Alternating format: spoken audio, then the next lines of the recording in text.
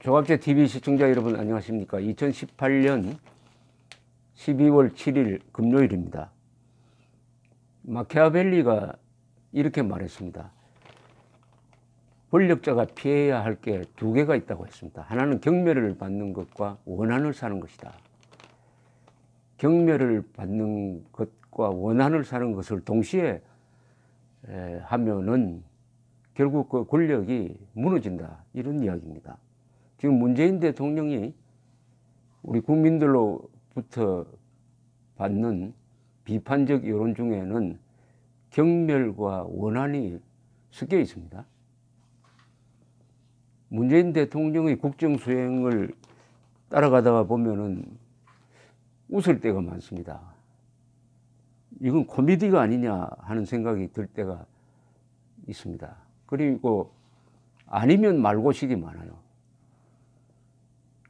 엄청난 발표를 했다가 또는 선동을 했다가 결과가 용두사미로 끝나도 누구 하나 책임지고 누구 하나 내가 잘못 파악했다, 잘못 지시했다라고 이야기하는 사람도 없습니다. 특히 대통령부터가 사과를 하지 않습니다. 사과를 모릅니다. 누구나 인간은 실수를 할 수가 있습니다. 정치인들, 언론인들. 그러나 잘못되었을 때 잘못되었다고 인정을 하면 됩니다. 오히려 그 인정하는 것이 더 높게 평가받을 때가 있습니다. 인간은 불완전한 존재죠. 더구나 정치인과 언론인은 시간 제약을 받기 때문에 그 결정이나 판단이 틀리는 수가 있습니다. 문제는 솔직할 수 있느냐는 거죠. 솔직하게 인정할 수 있느냐 여부인데, 최근에 문재인 대통령이 왜 하필 아르헨티나로 가면서 미국을 들러서 가지 않고 로스앤젤레스에서 경유해가지고 가는 게 이게 정상 루트인데 왜 체코를 들러서 갔느냐. 출발할 때부터, 출발하기 전부터 그 동선이 공개될 때부터 참 이해가 안 된다는 비판이 많았지만은 원전 세일을 하러 간다고 했습니다. 원전 세일, 그걸 믿었던 사람들이 많았습니다. 아, 체코가 원자력 발전소를 만드는 모양이다 라고. 그런데 막상 거기 가서 원전 이야기를 꺼냈는데 체코는 아직 원전 계획을 확정하지 않는 상태라는 것이 밝혀졌습니다. 그래서 그러면 왜 체코에 굳이 갔느냐, 설왕설래하고, 또 이 문재인 정부 쪽에서는 하루 정도 쉬어가기 위해서 체코에 들렀는데 간 김에 수상과 정상회담을 하게 되었다, 이런 식으로 좀 말을 좀 바꾸기도 했는데, 오늘 이 최보식, 조선일보 최보식 칼럼, 문재인 대통령 내외는 왜 체코에 갔을까, 이 글이 아주 상황을 잘 정리를 했습니다. 사회부정 출신인데 최보식 기자는 이 사실에 기초해서 칼럼을 씁니다. 그래서 이 칼럼이지만은 이 안에 보면 아주 뉴스나 특종거리가 있는 경우가 많습니다. 이번에도 이걸 읽어보니까 복잡하던 머리가 싹 정리가 되었습니다. 선임 기자인 최보식 씨가 계산을 해봤답니다. 미국 로스앤젤레스를 거쳐서 부에노스아이레스로 가면은 2626km로 최단거리입니다. 최단거리. 아시다시피 아르헨티나는 이 지구위를 보면은 한국 반대편입니다. 흔히 한국에서 구멍을 뚫으면은 저 아르헨티나로 나온다고 그렇게 배웠습니다. 근데 체코 프라하를 경유하면은 2828km입니다. 그런데 같아요. 같은데 뭐 200km밖에 차이가 안 나니까 이제 맞바람을 받으니까 로스앤젤레스 경유보다 3시간 이상이 더 걸린답니다. 더 걸린다는 거죠. 체코를 거치면은. 그러니까 남미를 방문한 어떤 대통령도 유럽을 돌아서 간 적은 없다는 겁니다. 그러나 청와대는 체코에는 원전 세일제를 위해 간다고 설명을 했다는 겁니다. 최보식 기자는 이렇게 지적을 합니다. 언론에서는 탈원전 정책을 밀어붙인 문 대통령의 모순적 행위만 지적했지만 원전 관계자들은 이를 거의 코미디처럼 봤다. 왜냐하면 체코는 원전을 지을지 말지도 결정되지 않았기 때문이다. 이러면 내년 상반기쯤 결론 날지 모른다. 원전 건설이 확정되지 않는 나라에 대통령이 원전 세일제를 하러 가겠다니 표적 없이 허공에다 대포를 쏘아대는 격이었다. 그러나 한국에서는 문재인 정권을 적극적으로 비호하는 호위무사 같은 언론이 다수고, 특히 3대 방송, 4대 방송이죠. JTBC가 끼워야 되니까 친여 방송, 어떤 점에서는 의용 방송의 냄새가 나는 KBS, MBC, SBS, JTBC에서 침묵을 하니까 뭐 그런 줄 알았겠죠. 문 대통령이 해외 원전 수주에 열성적이라는 게 진심이라면은 한 달 반 전에 유럽에서 영국 총리를 만났을 때는 왜 원전의 원자도 꺼내지 않았냐. 거의 무르익어가던 우리 한국 측의 원전 수주, 영국에서 원전 짓는 것을 우리가 수주하는 약 22조 원 규모의 원전 수주 프로젝트가 있었는데 우리가 거의 먹을 뻔 하다가 마지막 최종 협상 과정에서 깨져 버렸습니다. 깨지게 된 데는 문재인 정권의 탈원전 정책이 결정적인 역할을 하지 않았을까 하는 생각도 듭니다. 어쨌든 그때 왜 메이 수상에게는 원전 이야기를 꺼내지 않고 원전 지을지 말지도 모르는 체코에 가서 원전 세일제를 하겠다고 하는 것이냐 하는 게 최보식 씨의 지적입니다.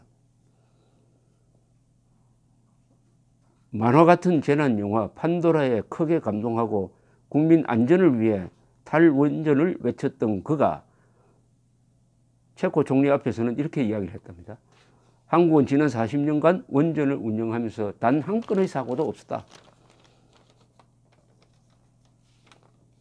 그러면 지금까지 무엇 때문에 국내 원전 업계를 무너뜨리고 산업 생태계를 뿌리채 흔들어 놓았을까? 그 직후 청와대에서는 단 한 건의 사고도 없었다는 문 대통령의 발언을 주워 담느라 애썼다고 했습니다. 취재진에게 앞으로는 탈원전이 아닌 에너지 전환 정책이라는 표현으로 꼭 좀 써달라고 주문했다는 건데 이것도 또 코미디네요. 탈원전과 에너지 전환 정책은 뜻하는 바가 다르죠. 그러니까 탈원전이란 말이 워낙 아프니까 이것도 코미디입니다. 최보식 기자는 말장난이라고 했습니다. 이런 말장난이나 하는 청와대 참모는 지금 산업 현장에서 어떤 일이 벌어지고 있는지, 얼마나 많은 사람이 고통을 겪고 있는지를 전혀 알지 못한다. 일례로 그 전에 계획된 신한울 운전 3, 4호기가 문 대통령의 탈원전 선언으로 백지화됐다. 이 원전들의 원자로와 전기 발생기 등을 제작하고 있는 두산중공업은 날벼락을 맞았다. 이로 인한 손실액만 4,930억 원이다. 두산공업은 원자력 부문 임원 3분의 1을 이미 줄였고 직원 400여 명은 다른 계열사로 전출시키고 내년 상반기에는 2달간 유급 휴직 지원자를 받는다. 두산중공업보다 어쩌면 500여 협력업체가 먼저 무너질 것이다. 협력업체에 고용된 직원 수를 대략 계산해 보면 3만 가구의 삶과 직결된다. 이것은 빙산의 일각인데 이런 일이 벌어지고 있는 게 문재인 대통령이 원자력 발전소에 대해서 기초적인 지식이 부족했다. 더구나 후쿠시마 원전 사고로 1,300명이 죽었다는 황당한 정보에 입각해가지고 그 이야기를 할 때는 단 한 명도 죽지 않았습니다. 탈원전 정책을 발표했다가 일본 정부로부터 공식 항의를 받은 적도 있습니다. 엉터리 정보에 기초하면 그 정책이 코미디가 될 수밖에 없죠. 최보식 기자는 대통령이 대량 실업 사태를 일으켰다고 했습니다. 대통령이 좋은 일자리 만든다고 하면서 당선이 되었는데 좋은 일자리죠. 원전 관련 일자리는 좋은 일자리입니다. 그런데 이 부분에서 대량 실업 사태를 만든 대통령. 그런데 체코 총리와의 1시간 회담에서 원전은 잠깐 언급됐다고 한다.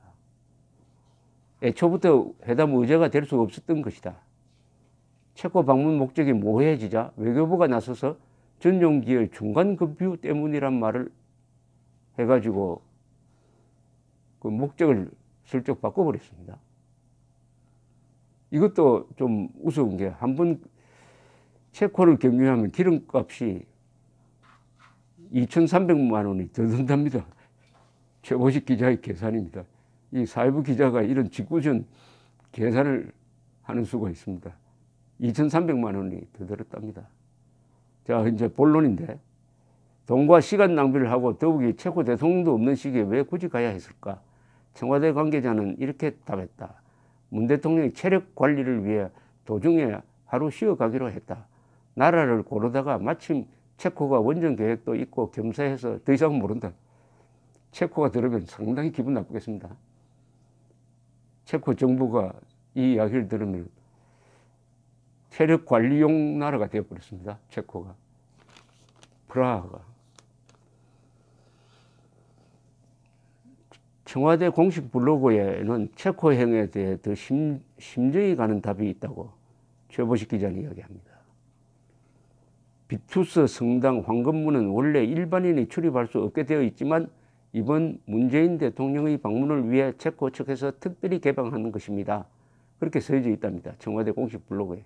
성당에 입장한 대통령은 곧바로 일반인에게 공개되지 않는 성 바칠라프 채플에 들어가 설명을 들으며 내부를 둘러보았습니다.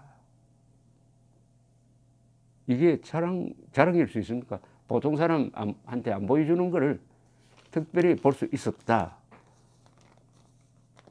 이런 특권을 누린 것을 뭐 자랑할 까지 있겠습니까?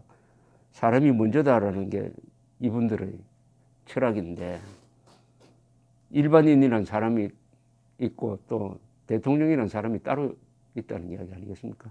자랑할 건 아니죠. 모르죠. 뭐 그것밖에 자랑할 게 없었다면 할 말이 없는데, 이 마지막 문장은 이렇습니다. 더 쓰지는 않겠다. 민간 기업의 직장인이 이런 식으로 업무 출장을 갔다면은 징계 대상이 됐을 게 틀림없다. 대통령을 징계하는 방법이 뭐 여러 방법이 있습니다. 최고의 방법은 탄핵이죠. 탄핵. 감사합니다.